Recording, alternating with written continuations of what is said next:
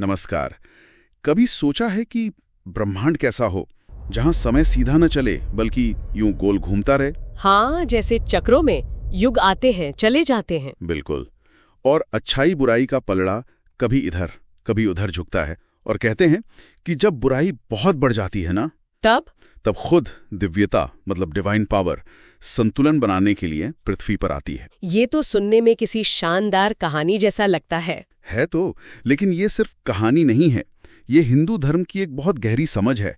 भगवान विष्णु के 10 अवतार, दशावतार। जी हाँ, और आज हम जिस स्रोत पर बात कर रहे हैं, विष्णु के 10 अवतार, दैवीय विकास की गाथा, वो इसी बारे में है। हाँ, ये स्रोत समझाता है कि कैसे विष्णु जी, जो ब्रह्मांड के संरक्षक माने जाते हैं, उन्होंने धर्म को बचाने के लिए, मतलब सही रास्ते को बचाने के लिए अलग अलग वक्त पर 10 खास रूप लिए। और देखिए, हमारा इरादा सिर्फ कहानियां सुनाना नहीं है। नहीं, बिल्कुल नहीं। हम ये समझने की कोशिश कर रहे हैं कि ये स्रोत इन कहानियों के पीछे क्या देखता है, उनके प्रतीक। और जैसा स्रोत कहता है, उनमें छिपा आध्यात्मिक विज्ञान या फिर समय में एन्क्रिप्टेड इतिहास। Wow, encrypted history in time, सुनने में ही कितना रोमांचक है। तो चलिए इस दैवीय यात्रा के कुछ रहस्य खोलते हैं। जरूर। देखिए, जो मूल आइडिया है वो ये है कि समय 4 युगों में बटा हुआ है। सत्य, त्रेता, द्वापर और कली। हाँ, सुना है जी। हाँ। और हर अगले युग में धर्म का स्तर मतलब नैतिकता, अच्छाई, वो धीरे धीरे कम होती जाती है। अच्छा। और जब अधर्म यानी बुराई बहुत ज्यादा बढ़ जाती है, तब विष्णु जी हस्तक्षेप करते हैं, अवतार लेते हैं। और दिलचस्प बात यह है कि स्रोत इस बात पर काफी जोर देता है कि ये जो अवतारों का क्रम है ना, हाँ, जैसे पहले मछली, फिर कछुआ, ये शायद विकासवाद मतलब एवोल्यूशन जैसे आजकल के वैज्ञानिक विचारों का ही कोई प्राचीन रूप हो। जैसे जीवन पानी से शुरू हुआ। अरे वाह, मतलब ये सिर्फ माइथोलॉजी नहीं बल्कि एक तरह का कोडेड मैसेज। कमाल है। हाँ, स्रोत का तो यही दावा है। तो फिर पहले अवतार से ही शुरू करते हैं। मत्स्य, मछली। कहानी तो हम सबने सुनी है, प्रलय में मनु की नाव बचाई थी। जी, वो तो है। लेकिन स्रोत इसे सिर्फ एक बचाव कार्य की तरह नहीं देखता। तो फिर स्रोत इसे देखता है जीवन की शुरुआत के प्रतीक के तौर पर। जल में जीवन, पहला कदम, शायद एक सेल वाले जीवन से जटिल जीवन की तरफ। अच्छा। ये दिखाता है कि दिव्यता ने जीवन के सबसे बुनियादी रूप को भी बचाया और साथ में वेदों को यानी ज्ञान को भी। स्रोत के हिसाब से ये विकास की पहली सीढ़ी है। समझ गया। कहानी के पीछे विज्ञान की एक परत या कहें प्रतीक की परत। और दूसरा अवतार? हाँ, कूर्म, कछुआ। हाँ। समुद्र मंथन में उन्होंने मंदराचल पर्वत को अपनी पीठ पर संभाला था। जी हाँ, ताकि वो डूबे नहीं, स्थिरता दी। बिल्कुल, स्थिरता। लेकिन स्रोत इससे भी आगे जाता है। कूर्म यानी कछुआ पानी और जमीन दोनों पर रह सकता है ना? हाँ, रह सकता है। तो स्रोत इसे विकास के अगले चरण का संकेत मानता है, जैसे एम्फीबियन, जल से जमीन की ओर बढ़ता जीवन। अच्छा।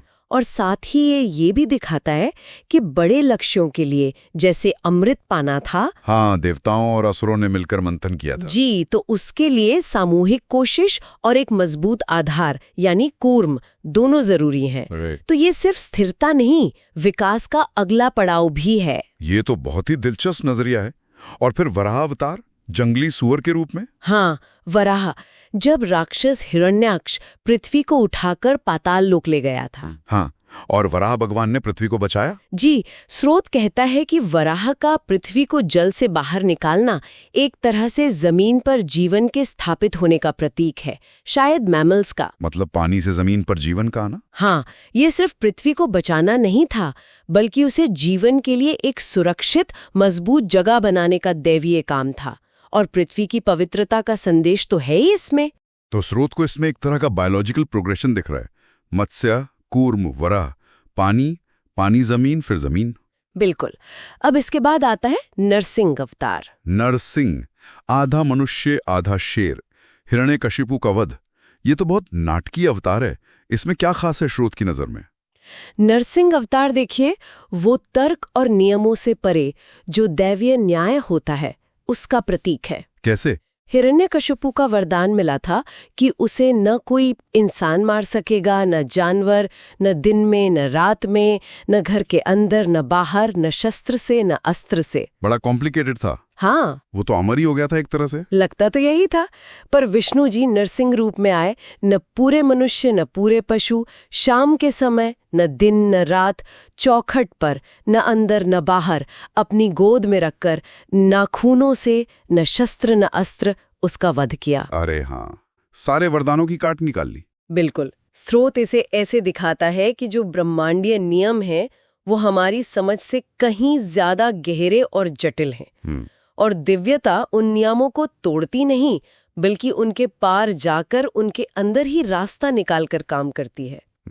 और शायद ये मानव जैसी चेतना की शुरुआत का भी संकेत हो, लेकिन अभी भी उसमें पशु वाली शक्ति बाकी है, आधा आधा। समझ रहा हूँ। तर्क से परे का न्याय। और फिर 5वां अवतार वामन, बौने ब्राह्मण। जी, वामन अवतार। राजा बलि बहुत दानी थे, पर अहंकारी भी हो गए थे। हाँ, और वामन ने उनसे 3 पग जमीन मांगी थी। सही। ये कहानी सिर्फ अहंकार पर विनम्रता की जीत नहीं है। स्रोत इसे चेतना के और विकसित होने के रूप में भी देखता है। कैसे? वामन अब पूरी तरह मानवीय रूप में है, भले ही छोटे कद के हैं। वो शारीरिक बल से नहीं जीतते। हाँ, वो तो बुद्धि और संकल्प से जीतते हैं। बिल्कुल। और 3 पग में पूरा ब्रह्मांड नाप लेना दिव्यता की सर्वव्यापकता दिखाता है, और इंसान के अहंकार की सीमाएं भी। ठीक है, अब छठे अवतार पर आते हैं, परशुराम, योद्धा ऋषि। हाँ, परशुराम। ये थोड़े अलग हैं। अलग कैसे? मतलब ऋषि होकर इतनी हिंसा, उन्होंने अहंकारी क्षत्रियों का संहार किया था ना? जी। स्रोत इसे ज्ञान, ब्राह्मण और शक्ति क्षत्रिय के बीच बिगड़ते संतुलन को ठीक करने के एक जरूरी कदम की तरह देखता है। अच्छा, मतलब जब शक्ति धर्म के रास्ते से भटक जाए तो उसे कंट्रोल करना जरूरी हो जाता है, भले ही वो तरीका थोड़ा कठोर लगे। परशुराम ये दिखाते हैं कि ज्ञान को जरूरत पड़ने पर धर्म की रक्षा के लिए शक्ति का इस्तेमाल भी करना पड़ता है। संतुलन बनाने के लिए। हाँ, वो चेतना के उस स्तर को दिखाते हैं जहां समाज और व्यवस्था को बनाए रखने का संघर्ष है। ठीक है। और फिर आते हैं त्रेता युग के महानायक भगवान राम, मर्यादा पुरुषोत्तम राम। जी, उनका जीवन, रामायण, वो तो आदर्श माना जाता है। स्रोत इसे कैसे देखता है? स्रोत के अनुसार राम का जीवन सामाजिक और नैतिक नियमों यानी मर्यादा का एक परफेक्ट खाका है, एक ब्लूप्रिंट। हाँ, वे दिखाते हैं कि एक पूरी तरह विकसित मानवीय चेतना कैसे धर्म, कर्तव्य, वचन, रिश्ते इन सब को निभाती है, चाहे कितनी भी व्यक्तिगत मुश्किलें क्यों ना आए। सही बात है, एक आदर्श समाज की स्थापना का प्रयास। बिल्कुल। और फिर आता है द्वापर युग, और उसमें आते हैं श्री कृष्ण। श्री कृष्ण, इनका जीवन तो इतने रंगों से भरा है, ग्वालियर से लेकर कुरुक्षेत्र में गीता को उपदेश देने वाले सारथी तक। हाँ, इसीलिए स्रोत उन्हें पूर्ण पुरुषोत्तम कहता है, मतलब जो जीवन को उसकी पूरी समग्रता में जीना सिखाते हैं। पूर्ण पुरुषोत्तम। वे कर्म, ज्ञान, भक्ति, राजनीति, युद्ध, प्रेम हर चीज में माहिर हैं। भगवत गीता के जरिए वो ये समझाते हैं कि धर्म का पालन सिर्फ नियमों को रटना नहीं है। तो फिर क्या है? वो है विवेक का इस्तेमाल करना, स्थिति को समझना और अपनी आंतरिक निष्ठा से कर्म करना। वो दिखाते हैं कि अध्यात्म और दुनियादारी ये 2 अलग-अलग चीजें नहीं हैं, इन्हें साथ लेकर चलना है। ये बहुत गहरी बात है। अच्छा, अब 9वें अवतार की बात करते हैं। स्रोत बुद्ध को 9वां अवतार मानता है ना? ये थोड़ा सरप्राइजिंग है कुछ लोगों के लिए। हाँ, ये है। और बुद्ध थोड़े अलग भी हैं इस लिस्ट में। कैसे? क्योंकि बाकी अवतार बाहरी बुराई, राक्षसों या अधर्म से लड़ रहे थे। बुद्ध का जोर बाहरी संघर्षों से ज्यादा आंतरिक संघर्षों पर था। अच्छा, मतलब मन के अंदर की लड़ाई। जी। जब वैदिक कर्म कांडों में शायद हिंसा बढ़ गई थी, तब बुद्ध ने अहिंसा, करुणा, ध्यान और आत्म जागृति का रास्ता दिखाया। स्रोत उन्हें चेतना के उस स्तर का प्रतीक मानता है जहां इंसान बाहरी दुनिया की उथल-पुथल से परे जाकर अपने अंदर के सत्य को खोजता है।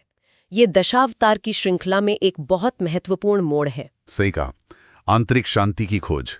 और अंत में 10वें अवतार कल्कि। हाँ, कल्कि, जो अभी आए नहीं है, वो भविष्य की आशा है। भविष्य की आशा। स्रोत कहता है कि कलियुग के अंत में जब अधर्म और पाप अपने चरम पर होगा, तब कल्कि सफेद घोड़े पर सवार होकर आएंगे, तलवार लेकर। हाँ, और वे बुराई का नाश करेंगे और एक नए सत्य युग की शुरुआत करेंगे। तो ये चक्र पूरा हो गया? बिल्कुल। ये दिखाता है कि चक्र हमेशा पूरा होता है। विनाश के बाद नया निर्माण होता है, अंधेरे के बाद रोशनी आती है, ये एक तरह का शाश्वत वादा है कि उम्मीद हमेशा बाकी है। तो अगर हम इस स्रोत की बात को समझें तो ये दशावतार सिर्फ 10 अलग-अलग कहानियां नहीं है। नहीं, बिल्कुल नहीं। ये तो जैसे जीवन के विकास की कहानी है, चेतना के ऊपर उठने की कहानी है, और समय के इन चक्रों में धर्म कैसे गिरता है और फिर कैसे उठता है उसका पूरा नक्शा है। आपने बिल्कुल सही समझा। स्रोत का जो मुख्य संदेश है वो यही है, जब भी अधर्म बढ़ता है, दिव्यता प्रतिक्रिया करती है। धर्म शायद कुछ समय के लिए कमजोर पड़ जाए, पर वो हमेशा फिर से स्थापित होता है। ये कहानियां स्रोत के नजरिए से सिंबॉलिक हैं, प्रतीकात्मक है, अपने तरीके से वैज्ञानिक भी हैं और आध्यात्मिक तो हैं ही। भाई, समय में इनक्रिप्टेड इतिहास। जी, हर अवतार अपने युग की चुनौतियों को और उस समय की चेतना के स्तर को दिखाता है। ये वाकई एक बहुत ही गहरा और सोचने पर मजबूर करने वाला नजरिया है। हाँ है तो।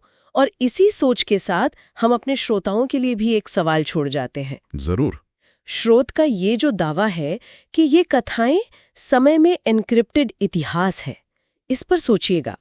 और भगवान कृष्ण का गीता में वो प्रसिद्ध वादा है ना, यदा यदा हि धर्मस्य ग्लानिर्भवति भारत अभ्युत्थानमधर्मस्य तदात्मानं सृजाम्यहम्। हाँ, जब जब धर्म की हानि होती है और अधर्म बढ़ता है, तब तब मैं स्वयं को प्रकट करता हूँ, अवतार लेता हूँ। जी। ये वादा आज के हमारे युग में, इस कलयुग में क्या मायने रखता है? क्या हम किसी बाहरी हस्तक्षेप का इंतजार कर रहे हैं, या फिर ये वादा हमें अपने अंदर के धर्म को, अपनी अच्छाई को जगाने की प्रेरणा देता है? बहुत अहम सवाल है ये सोचने के लिए। बिल्कुल, इस पर विचार जरूर कीजिएगा।